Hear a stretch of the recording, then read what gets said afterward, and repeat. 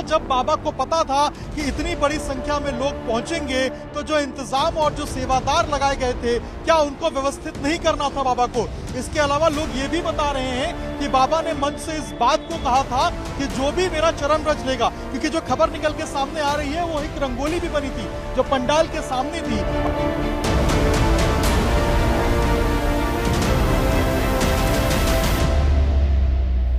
देखिए, बिल्कुल बाबा कहाँ हैं ये अब तक साफ नहीं हो पाया है, लेकिन सोर्सेज बता रहे हैं कि बाबा अपने मैनपुरी वाले आश्रम में ही हैं। लेकिन जिस दिन ये पूरी घटना हुई थी उस दिन बाबा यहाँ पर मौजूद थे, जहां मौजूद हैं। ये पंडाल जो आप देख पा रहे हैं इसी के अंदर सत्संग का पूरा कार्यक्रम चल रहा था और जब बाबा यहाँ से निकले थे तो बाबा के चरण रज को लेने के लिए यहाँ से लोग जो है वो बाबा के पीछे पागल होकर दौड़े थे और उसी क्रम में एक के ऊपर एक जो लोग हैं वो चढ़ते गए और ये पूरा का पूरा हादसा जो है उसको अंजाम दिया गया। इसके अलावा ये हमारे सोर्सेज बता रहे हैं कि इस रास्ते से, ये जो जीटी रोड है, इस रास्ते से जब बाबा आगे की तरफ बढ़े थे तो लगभग 1 से 2 किलोमीटर आगे जाने के बाद उनको इस बात की खबर मिल गई थी कि यहाँ पर इस तरीके से भगदड़ हुई है और कई लोग दबे हुए हैं। लेकिन इससे पहले कि बाबा यहाँ पर आते, बाबा देखते, बाबा फरार हो चुके थे। वेद प्रकाश बताया जा रहा है कि जो मुख्य आरोपी है उसने फोन करके बाबा को इस बात की जानकारी दी थी कि यहाँ पर इस तरीके का हादसा हुआ है और लगभग 2:40 के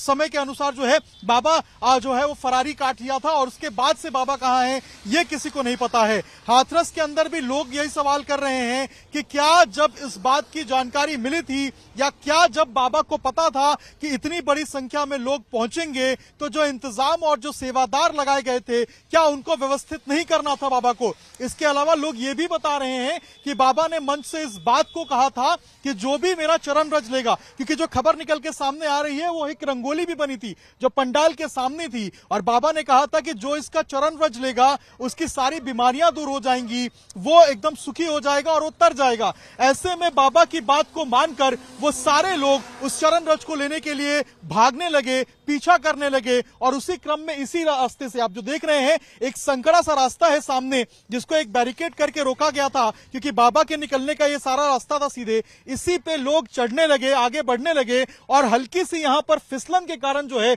वो यहाँ से लोग फिसलना शुरू हुए और ये फिसलने का सिलसिला लगभग ये पूरे रोड तक चलता रहा और रोड के उस तरफ जाकर जो लोग हैं वो नीचे गिरे और एक के ऊपर जो है वो एक दबते चले गए।